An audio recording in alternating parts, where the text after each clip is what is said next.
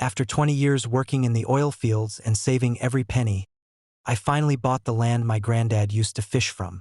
A quiet spot tucked on the east side of Lake Winston, with a small cedar cabin, a stone chimney, and a warped old dock that had been there since the 1950s. My family always said, if you get a chance to own Winston lakefront, you take it. So when the land came up for sale, I took it. 12 acres of shoreline and forest, clear deed, fully paid in cash. What I didn't know at the time was that, just across the cove, a new luxury development called Cypress Shore Estates had popped up, and they had an HOA with a serious superiority complex.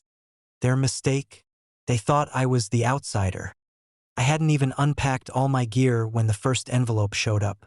White, gold-trimmed, labeled Cypress Shore HOA. Dear resident, your property does not meet the aesthetic standards of Cypress Shore Estates. Please remove any unsightly structures, e.g. unpainted sheds, unapproved docks, etc., within 30 days or face penalties. Penalties? I wasn't even in their HOA.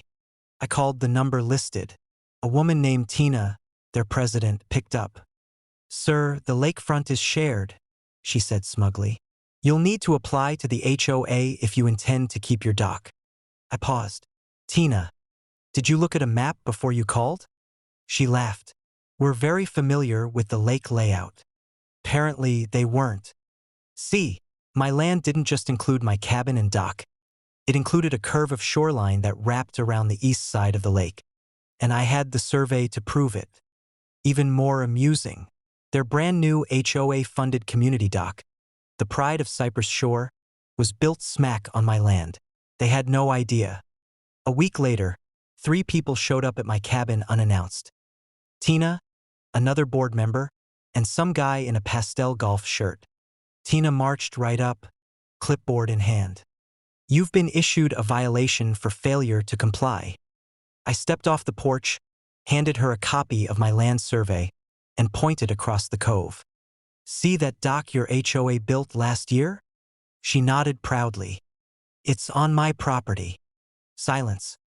I handed her the second document, a letter from my lawyer, notifying the HOA of unauthorized use of private land, demanding immediate removal of their dock, or $2,500 per month in lease fees going forward.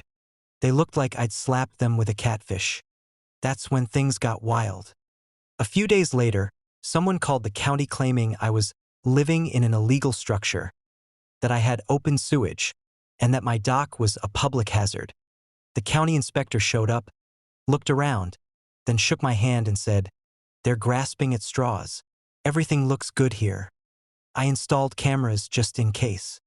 2 nights later, I caught HOA members sneaking onto my side of the cove, trying to bolt a new plaque onto the dock, calling it Cypress Shore Marina. They didn't see the motion lights until it was too late. I called the sheriff. Trespassing charges were filed. Tina and her buddies got a citation and a strong warning. With legal firepower on my side, I offered a lease agreement to the HOA, $3,000 per month dock access, no trail access or storage use, public liability clause that held me completely harmless. They refused.